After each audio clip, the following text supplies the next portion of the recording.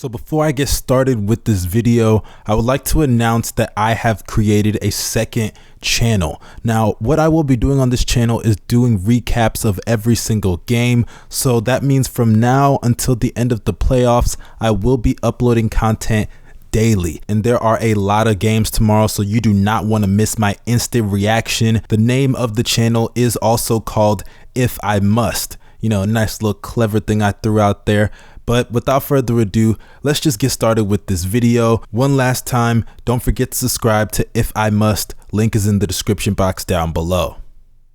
So I just got done watching the Warriors and the Grizzlies, and before I made this video, my idea going into it was I was going to make a reaction depending on who won this game. So if the Warriors had won, I would have made a Steph video, but if the Grizzlies win, depending on who plays well, I was going to make a video on them. And as you guys can see by the title, it's about Ja Morant, because I'm sure the bigger story on people's minds is that Steph Curry missed the playoffs, and depending on how you view Steph Curry, you're going to hate that or you're going to love that. But in this video, we're going to talk about the other guy, Ja Morant, because yes, Steph had a great game and it's cool what Steph did, but they didn't make the playoffs. Let's talk about the guy who actually won and led his team to the postseason, and that is Ja Morant. Now, the reason I want to talk about Ja is because when we look around the NBA and see all these great young players, we're always mentioning a Luka Doncic or a Jason Tatum before we're mentioning guys like Ja Morant, and even we're mentioning Trae Young before Ja as well, because as good as Ja Morant is and as nice as his highlight tape might look,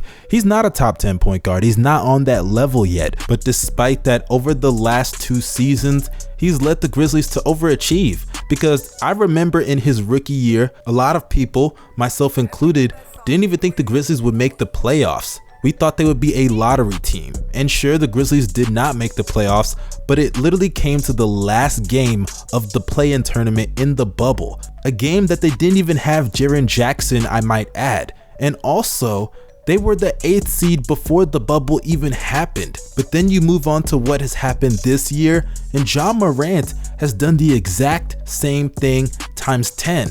Because despite missing Jaren Jackson Jr. for the majority of the season, as I believe he's only played like the last 12 games, including the game against Golden State just last night, the Grizzlies are still a playoff contender. And not only are they a playoff contender, but after what they did to the Warriors, they're now officially a playoff team as the 8th seed. The level of impact that a player has to have to be able to pull off what Ja just did in back-to-back seasons as a rookie is so impressive, to the point that I don't understand why people aren't talking about it more. Because I know Ja doesn't have the numbers that a guy like Shea got, and I know he's not the shooter that guys like Trae Young or Luka Doncic is, and that's actually a liability in his game. But despite that major weakness, he's still able to contribute in other areas to make himself impactful in ways that he can. And to be fair, in the clutch, Ja's 3-point shot be coming up big. I remember in the bubble last year,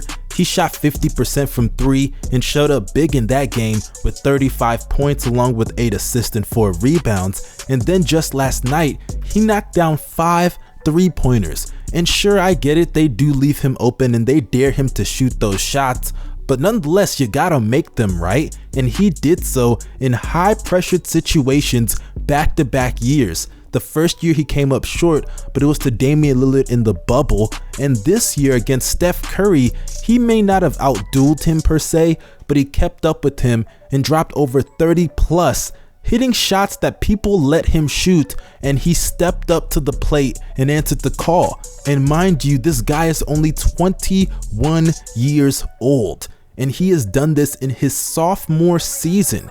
To put this into perspective, let's take Chris Paul for example.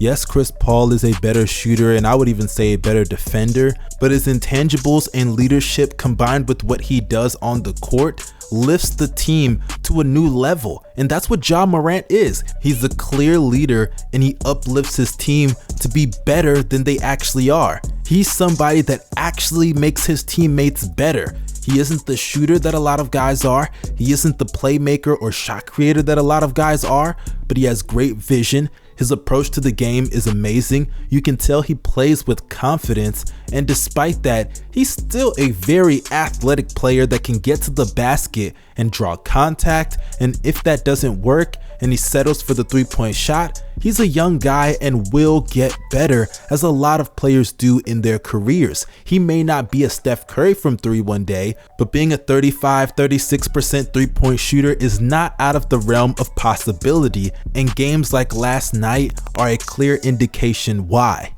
And to everybody out there, I have to admit, I did believe Ja Morant was kinda getting a little overrated throughout the duration of the season, because he gets a lot of media hype because of his highlights. They are pretty cool, I'm not gonna lie, but he gets way more shine than guys that I believe are better than him, and some people think he's better than some of those guys like De'Aaron Fox, Shai Gilgeous-Alexander, and a couple of other players that I believe are better than Ja Morant. They just have a way better bag, and I think they can be just as impactful if they were put in better situations, but nonetheless, you play basketball to win. And Ja Morant has impacted winning like very few young players in the history of the NBA have been able to do. And you play the game to win. You don't play to put up numbers, you don't play to be flashy, you don't play to get on highlight reels, you play to put up W's and eventually win a championship. And when you have a guy like Ja Morant who has changed the culture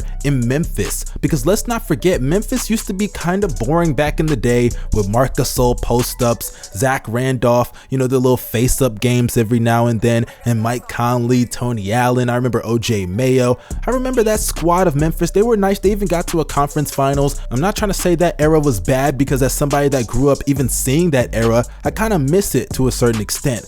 But regardless, they were boring. They didn't have that flavor or flair that a guy like Ja Morant brings every single night on the court, because with how smooth he is with his crossover, his handle, his ability to finish at the basket, and just some of the highlight plays you're gonna see every single time he's in transition.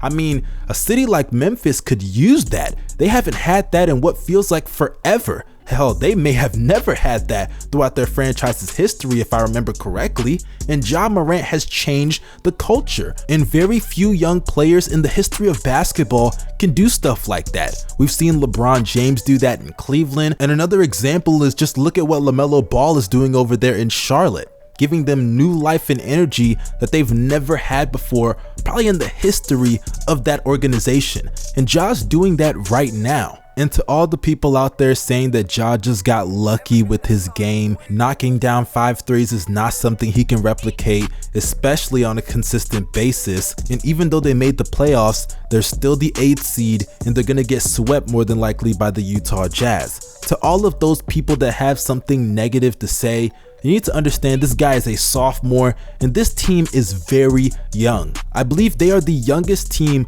to make the playoffs over the last 20 years. So over the last 2 decades, no team this young has made the playoffs. So give them time to develop. Guys like Dillon Brooks, Jaren Jackson Jr., you don't think they're gonna get much better and build chemistry? Let's not forget, Jaren Jackson Jr. missed a majority of the season, and they still not only made the playoffs, but finished with an above 500 record. So this team is no joke, even without Jaren Jackson Jr. So to add him while he's ascending, along with Ja Morant, Memphis is going to be a staple team in the Western Conference for years to come, because the only way forward is up for this team. And Ja Morant is going to be the centerpiece, and he deserves your respect. I don't want to hear anything about luck. I don't want to hear anything about the players around him just being that good, because you need a leader. Say what you want about Shai Gilgeous-Alexander's numbers or Devin Booker having a deeper bag. Those guys haven't led teams